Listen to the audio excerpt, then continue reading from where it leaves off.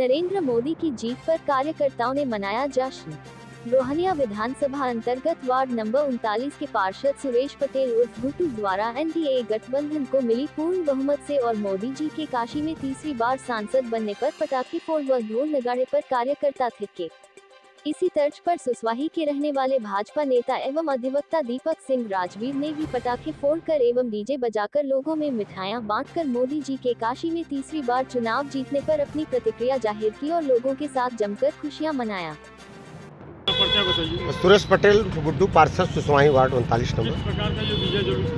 जैसा कि आप देख ही रहे हैं कि चुनाव महासमर जो है कि आज आखिरी चरण का चुनाव होने के बाद आज 4 जून को मतगणना हुई है, जिसमें माननीय प्रधानमंत्री जी बनारस से प्रत्याशी हैं और उन्होंने 1.5 लाख से ज़्यादा वोटों से विजयी हुए हैं। उसी उपलक्ष्य में हम सारे लोग जो पूरे कार्यकर्ता जो हैं कि मिलकर अपने वार्ड के सभी निवासी मिठाई को बांटते हुए ढोल नगाड़ों के साथ हम लोग पैदल लोगों को के अपना उत्साह दिखा रहे हैं और नाचते गाते सारे कार्यकर्ता जो मिठाई 2014-2019 की अपेक्षा इस बार सबसे कम वोटों से जीता है, ऐसा क्या कारण रहा? देखिए, ऐसा है कि 2 बार के बाद तीसरी बार चूँकि सत्ता है, एंटी कम्बेंसी भी थोड़ी रहती है और थोड़ा मौसम का मार इस कारण से थोड़ी कम वोट हुई है, लेकिन माननीय प्रधानमंत्री जी तीसरी बार प्रधानमंत्री बनने जा रहे हैं और देश में जो छूटे हुए काम है उनको पूरा करेंगे और देश का जो सपना है कि हमको 2047 तक भारत को विकसित राष्ट्र बनाना, उसको माननीय प्रधानमंत्री के नेतृत्व में हम सारे कार्यकर्ताओं के सहयोग से वो पूरा किया जाएगा। चुनाव के नतीजे आने के पहले मोदी सरकार ने कहा था इस बार 400 पार। देखिए, ऐसा है कि कोई भी स्टूडेंट अगर पढ़ता है तो भी कहता कि मैं 100% नंबर लाऊंगा, तो कोई भी पार्टी है वो ज़रूर कहेगी कि नहीं हम इतना सीट पाएंगे। और भाई हम लोग अपेक्षा भी वही किए थे, लेकिन अपेक्षा से थोड़ा सा कम रह गया है। हम लोग और मेहनत करेंगे, जनता के अपनी गरीब कल्याणकारी योजनाओं को और ज़्यादा लागू करेंगे और जनता के बीच में जाकर अपनी बात को रखेंगे। और विपक्षी द्वारा लोगों को बगलाया गया जो 1 लाख रुपए का देने का और तमाम प्रकार के आरक्षण और संविधान पे लोगों को गुमराह किया गया, उसी कारण थोड़ी सी कम वोटिंग हुई है या हमारी सीट कम आई है। हम लोग पूरा प्रयास करेंगे क्योंकि हमारी पार्टी गरीबों की पार्टी है, जनता के द्वारा चुनी गई है और जनता के कल्याणकारी योजनाओं को हम लोग लागू करते हैं। तो एकदम पूरा विश्वास है कि इस बार जो हम लोग इतना अच्छा काम करेंगे कि अगले बार अपने इस लक्ष्य को पूरा करेंगे। धन्यवाद। क्या लगता है आपको केंद्र में आपकी सरकार बन जाएगी? बिल्कुल, केंद्र में मेरी सरकार बन रही है, केंद्र में सरकार बन रही है और हम लोग बहुत जल्दी माननीय प्रधानमंत्री जी शपथ लेने जा रहे हैं तीसरी बार, और हम सभी कार्यकर्ता उस दिन भी एक बहुत बड़ा जुलूस निकालेंगे। सुनने में आ रहा है कि नीतीश कुमार एनडीए का जो है साथ छोड़ रहे हैं। न, नीतीश कुमार और चंद्रबाबू नायडू सारे लोग हमारी पार्टी के साथ हैं और वो कहीं नहीं जाएंगे और सारे लोग मिलकर सरकार बनाएंगे और सरकार हमारी 5 साल तक चलेगी भी, कहीं कोई दिक्कत नहीं होगी। धन्यवाद।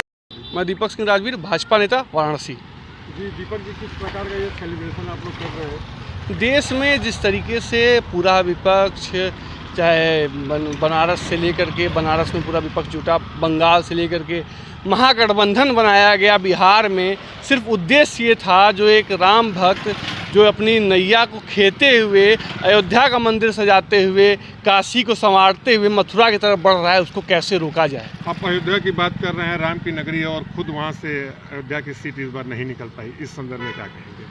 मैं बताना चाहूँगा आपके माध्यम से कि कई बार ऐसा होता है कि जब बहुत बड़े मकर जाल में बड़े से बड़े पहलवानों को फंसा लिया जाता है तो जनता को खटाखट फटाफट के में गुमराह करके विपक्ष ने हमारे अयोध्या में जो जनादेश आया, मैं उसका सम्मान करता हूँ, जनता के जनादेश को सराखों पर रखता हूँ। चुनाव के रिजल्ट आने के पहले मोदी सरकार ने कह दिया था इस बार 400 पार, नहीं हुआ, इस संदर्भ में क्या कहेंगे? अब कोई भी सरकार रहे, कोई भी पार्टी रहे, अपने कार्यकर्ताओं को बूस्टअप करने के लिए, अपने कार्यकर्ताओं को मनोबल बढ़ने के लिए टारगेट सेट करती है, टारगेट देती है। उसी के क्रम में हमारे जो केंद्र की सरकार थी, उन्होंने अपना एक भारतीय जनता पार्टी के नेतृत्व ने एक टारगेट दिया था, जिसपे हमारा पूरा भारतीय जनता पार्टी एनडीए परिवार मजबूती से इस बार तीसरी बार फिर मोदी सरकार बनाने जा रहा है। इस बार मोदी जी जरूर काशी से जीते, लेकिन सीटों में बहुत कम अंतर रहा, क्या इसका क्या कारण रहा कि काशी की जनता उनको इस बार इतना प्यार क्यों नहीं दी?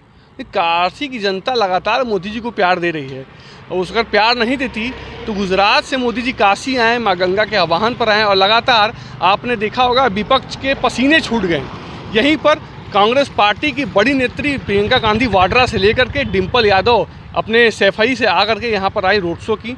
अखिलेश यादव और राहुल गांधी लोग तो खटाखट फटाफट का जुमला जो दे रहे थे, जो जनता के बीच में हमारी बनारस की भोली भाली जनता, शिव पे आस्था रखने वाली जनता को जिस तरीके से लोग भ्रमा के भ्रमित करके गए हैं, कहीं ना कहीं तुष्टीकरण की राजनीति की है, उसी की वजह से कुछ अंतर कमाया। लेकिन फिर भी 1,52,000 वोट बहुत बड़ा अंतर है और इस जनादेश का पूरा देश सम्मान से स्वीकार करता है। आपने बोला कि प्रियंका गांधी यहाँ पर रही, और लेकिन भारतीय जनता पार्टी के कोई भी ऐसा सेंट्रल मिनिस्टर या कैबिनेट मिनिस्टर नहीं होगा जो कि ये बनारस की गलियों में न घूमा हो, उसके बाद भी 1.5 लाख वोट।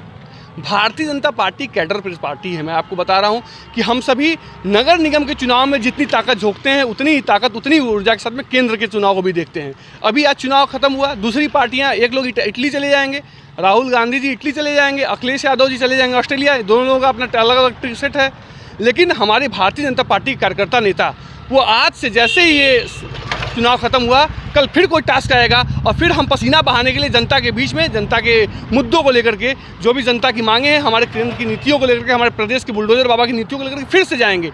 तो भारतीय जनता पार्टी में कोई ये नहीं कहता कि आज चुनाव आया है तो पूरा बनारस में अमला जुटा है। हम लोग टारगेट लेकर के काम करते हैं और पूरी तरीके से जो स्ट्रेटजी है उसके हिसाब से काम करते हैं। जो नीति हमारे केंद्र की सरकार ऊपर से नीचे भेजती है उस पर हम लोग अमल करते हैं। टारगेट तो इस बार भी लेकर चला गया था, लेकिन टारगेट में कहीं ना कहीं विफल हो गया भारतीय जनता पार्टी। महागठबंधन, महाठगबंधन, अब की बार 400 पार रोकने के लिए आपने देखा होगा, जब किसी हिंदुस्तान में भारतीय जनता पार्टी की सरकार बनती है तो उसका मातम इस्लामाबाद और पेशावर में मनाया जाता है। क्या लगता है इस बार प्रधानमंत्री की सीट पे कौन बैठेगा? कोई इसमें दो राय नहीं होना चाहिए। मैं आपके माध्यम से, आप सभी बनारस के लोग हैं, काशी में जो बदलाव हुआ है कोई सोचा नहीं था। यही बनारस में एयरपोर्ट से लेकर के यहाँ आने में 2-2 घंटे लगते थे। ये कैंसर इंस्टीट्यूट खुल गया, ट्रॉमा सेंटर आ गया, तमाम सी जी। चूँकि आप अधिवक्ता हैं तो आप भी राजनीति में भी हैं और अधिवक्ता भी हैं, तो नीतीश जी जो है एनडीए के साथ हैं और उसके बाद अभी उन्होंने बोला कि मैं किसी के साथ नहीं हूँ। 5 बजे का उनका स्टेटमेंट है। देखिए, नीतीश जी बहुत परिपक्व नेता हैं और नीतीश जी हमारे हिंदुस्तान की राजनीति में एक सुनहरा उनका इतिहास है। ठीक है, राजनीति संभावनाओं का सुनहरा इतिहास में दल बदलू भी तो है। नहीं, दल बदलू नहीं है, दल बदलू नहीं कर सकते। इतिहास है कि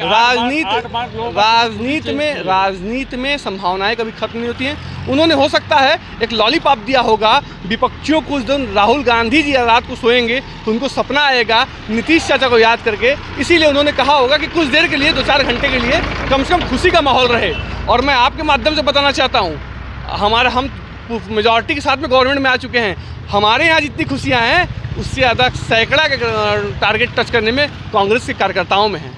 अजय राय ने एक बात बोला है कि जितना तुम्हारी खुशी, जितना तुम्हारे जीत का जश्न नहीं, उतना हमारे जो है हारने का चर्चा है। इस बारे में क्या कहेंगे? जब किसी भी बड़े पहलवान के सामने कोई भी लड़ता है तो उसके जीत और हार के चर्चे होते ही हैं। सब्सक्राइब कीजिए हमारे चैनल को और बेल आइकॉन को दबाइए हमारी लेटेस्ट वीडियो सबसे पहले देखने के लिए।